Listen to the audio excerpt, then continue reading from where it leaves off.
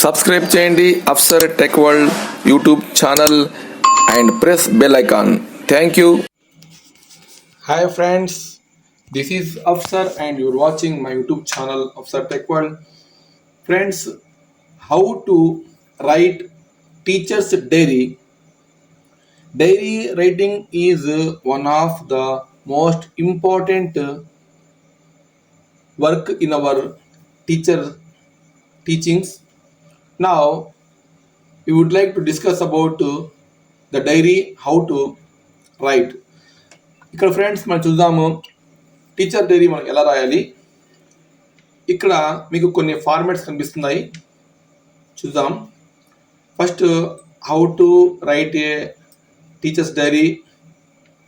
Name of the teacher and name of the school రాస్తారు. And first కాలం is period. If you observe the first period మీరు రాస్తారు. ఏం రాస్తారంటే period 1.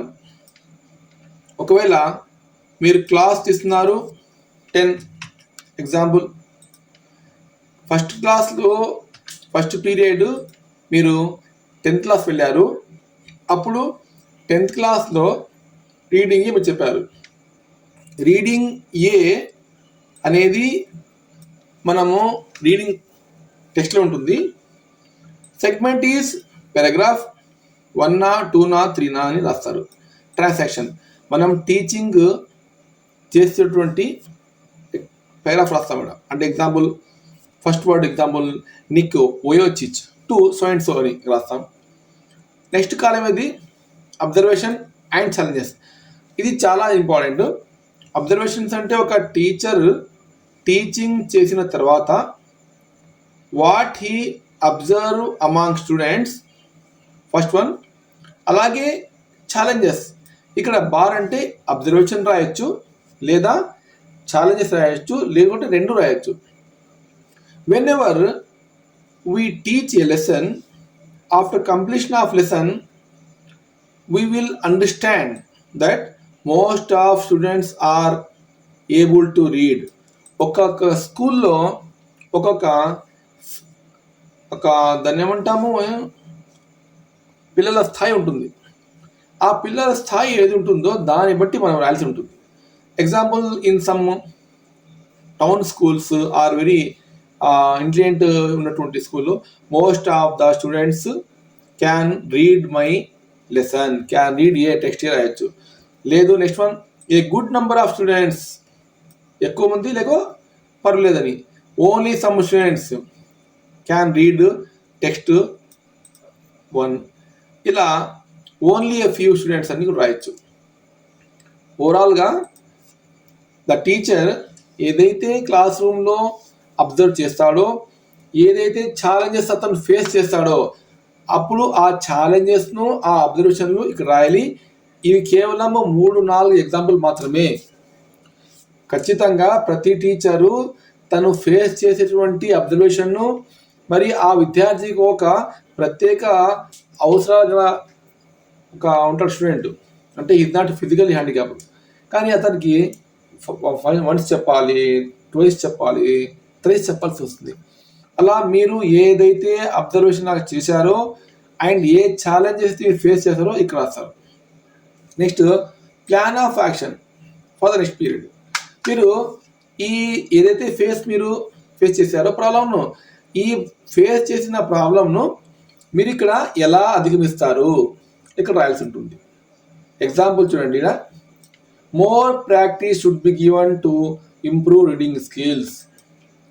ఇక్కడ dear students, dear teachers, ఇక్కడ మీరు ఇంకొక విషయం రాయొచ్చు. I will provide some phonetic drill exercises అని రాసుకోవచ్చు.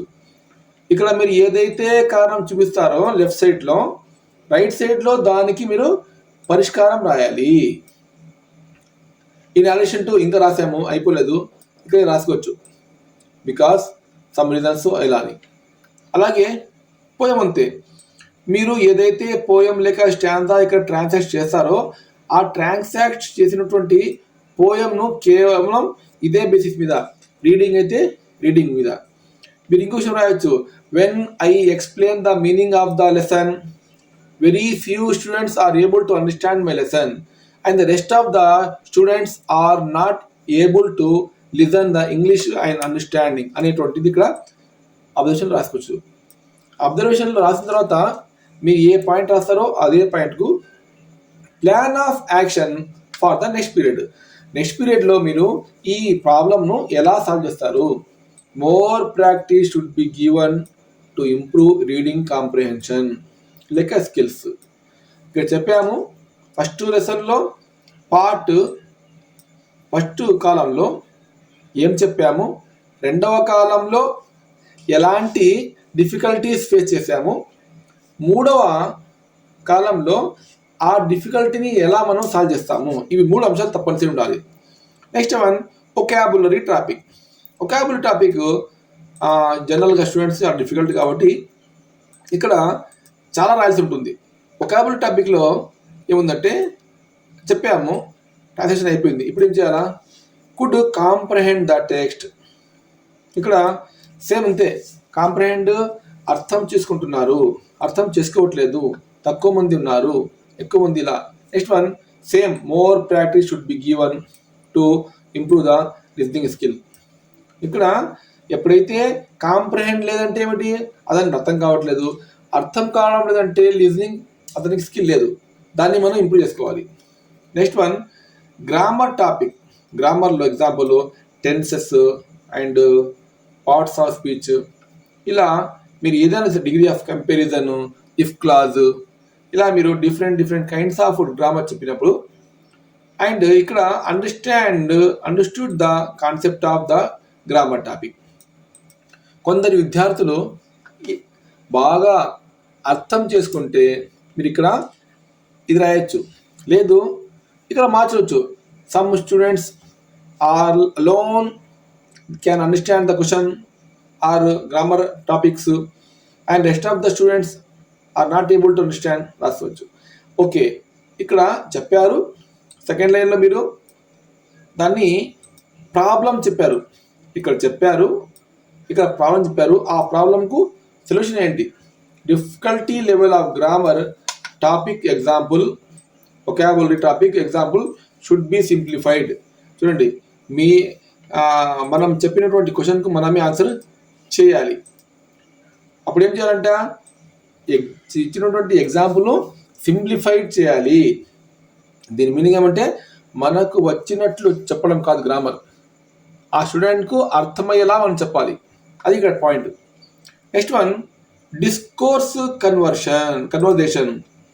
ఇక్కడ ఈ discourse conversation between transaction done. అది ఎగ్జాంపుల్ కన్వర్జేషన్ టాపిక్ చెప్పాము, చెప్పిన తర్వాత సేమ్ ఇదే understood the concept of the vocabulary topic. Okay, అయితే సమస్య లేదు. Next one steps to be taken to improve the good hand writing. ఇక్కడ హ్యాండ్ రైటింగ్ బాగా లేదు అబ్బాయి కాబట్టి ఇక్కడ మీరు చూపించాలి, హ్యాండ్ రైటింగ్ బాగాలేదు కాబట్టి ఇక్కడ ఇంప్రూవ్ చేయాల్సి ఉంది. Could construct the discourse conversation and description. ఇవన్నీ కూడా ఇక్కడ డిఫికల్ట్ కాబట్టి థర్డ్ కాలంలో మనం దాన్ని రెక్టిఫై చేయాలి, చేస్తామని రాసుకోవాలి.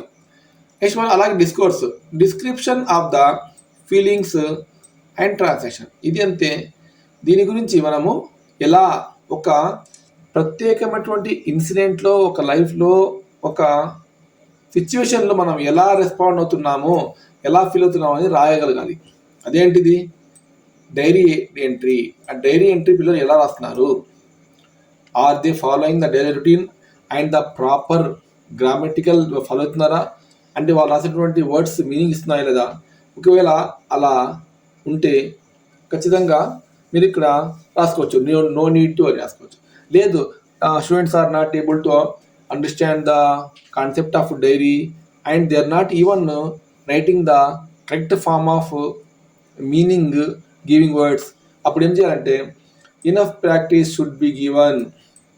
చూడండి, ఇంకా తగినంత ప్రాక్టీస్ ఇవ్వాలి.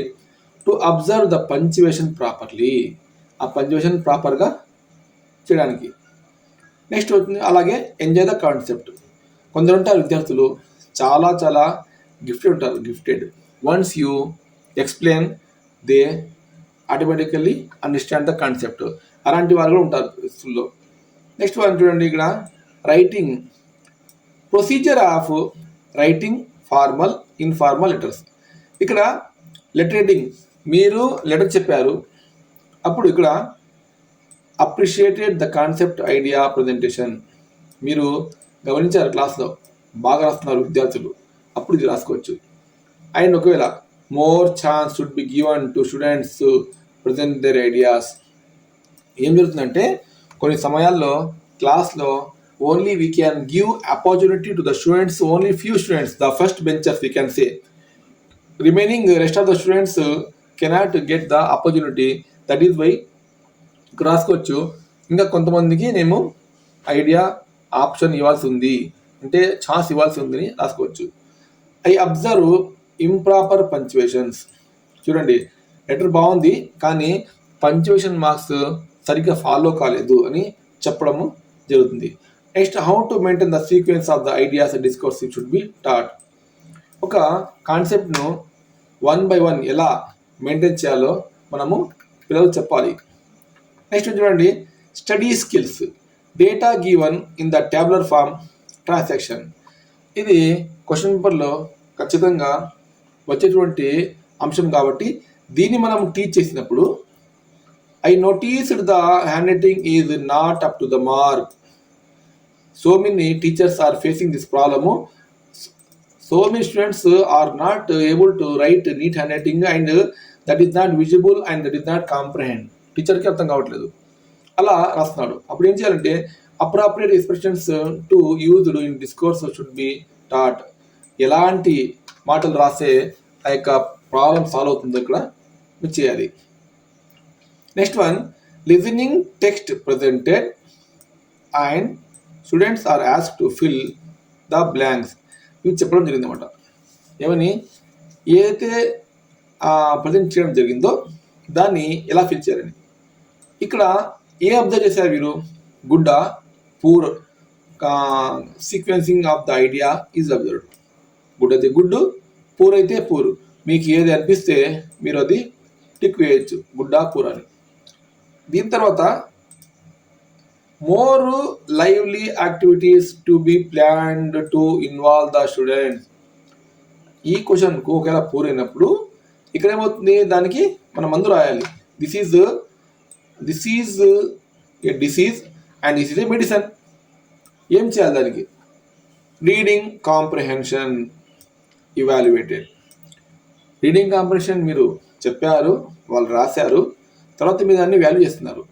అప్పుడు వాల్యూ చేసినప్పుడు మీ భావన ఎలా ఉంది, మీ థాట్స్ ఎలా ఉన్నాయి, మీ ఫీలింగ్స్ ఎలా ఉందంటే గుడ్, వెరీ గుడ్, నా పిల్లలు బాగా రాశారు. తర్వాత పూర్, ఏం బాగా రాలేదు, ప్రజెంటింగ్ స్కిల్ బాగాలేదు. దాని next one, reading ABC segment అంటే paragraph 1 to 3 to be transact. అది మళ్ళీ చెప్పాలి వాళ్ళకు. ఎప్పుడైతే మనం చెప్పినటువంటి లెసన్లోని సెగ్మెంట్స్ వాళ్ళకు క్లియర్గా అర్థం కాలేదో, ఎప్పుడైతే వాళ్ళకు సొంతంగా క్వశ్చన్కు ఆన్సర్స్ రాయడానికి రాదో, అప్పుడు కాంప్రిహెన్షన్ అనేది చాలా చాలా ఫెయిల్ అవుతుందన్నమాట. Slip test conducted. ఒకరోజు స్లిప్ టెస్ట్ మేము నిర్వహించాము. అప్పుడు ఏమైంది, students involve actively in the activity. చూడండి, ఇన్ సమ్ స్కూల్స్ చాలా చక్కగా రాస్తారు. అప్పుడు రాసినప్పుడు ఇది రాసుకోవచ్చు. ఒకవేళ రాయకపోతే students are not involving actively in activity రాసాము. నెక్స్ట్ వన్, అలా రాసినప్పుడు ఏం చేయాలి, I will motivate more effectively to students to participate or to involve in the activity మనం రాసుకోవాలి ఇక్కడ. నెక్స్ట్ వన్,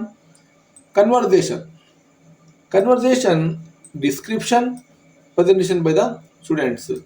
మనము చెప్పినటువంటి డిస్క్రిప్షన్ కానీ కన్వర్జేషన్ కానీ పిల్లలు చెప్పారు ఇక్కడ, ఆ చెప్పినప్పుడు this activities by the students. అప్పుడు ఏమైంది, పూర్, వాళ్ళు చెప్పినటువంటి ప్రజెంటేషన్ బాగాలేదు. No participation of the students in the activity is observed. రమ్మంటే ఎవరు చెప్పడానికి ముందు రాలేదు. Next one, poem is to be transacted.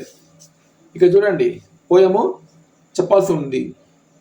Next one, grammar topic, vocabulary, writing discourse and study skills to be taught. ఇవన్నీ చెప్పాల్సి ఉంది. And homework check చేసాము. అప్పుడు హోంవర్క్ ఎలా రాశాడు, గుడ్డా పూరా అట్ లిస్నింగ్ స్కిల్. ఇది అంతే. మీ యొక్క స్పందన, మీ యొక్క భావాలు ఇక్కడ ఎలా ఉన్నాయి. And next one, book review presentation by the students. Book review విద్యార్థులు ఎలా చేశారు, ఇదంతే. Good, poor and note making skills to be improved చేయాలి. లాస్ట్లో reading comprehension questions and note given. Reading comprehension question ఉంది, నోట్స్ ఇవ్వడం జరిగింది. ఇక్కడ కూడా అంతే. మై డియర్ టీచర్స్, ఇక్కడ డైరీ రైటింగ్ అంటే once again I will explain briefly. కాలం, దిస్ ఈజ్ కాలం 1. ఈ కాలం 1లో మనం రాస్తాము ఏం చెప్పామో, సింపుల్. కాలం 2లో రాస్తాము మనం ఏం అబ్జర్వ్ చేసాము, ఎలాంటి డిఫికల్టీస్ మేము ఫేస్ చేసాము. అండ్ కాలం 3, దిస్ ఈజ్ కాలం 3. కాలం 3లో ఆ ఫేస్ చేసిన డిఫికల్టీస్ను మనం ఎలా అధిగమిస్తాము అని మనం రాసుకోవాలి. అండ్ 4th మీరు చూస్తే రిమార్క్స్ ఎక్స్ట్రా ఏమంటే తీసుకోవాలి. This is the topic, how to write diary. Thank you. Hope this video help you. And if you have any doubts regarding this topic, you can comment in my comment section. And if you are new to my YouTube channel, please do subscribe. And one thing I want to say, 70% of people who are not my subscribers are watching my videos, and rest of the people are my subscribers. I am very thankful to all who are watching my videos, and I am requesting you to please do subscribe my channel so that my videos can come to you directly. Thank you.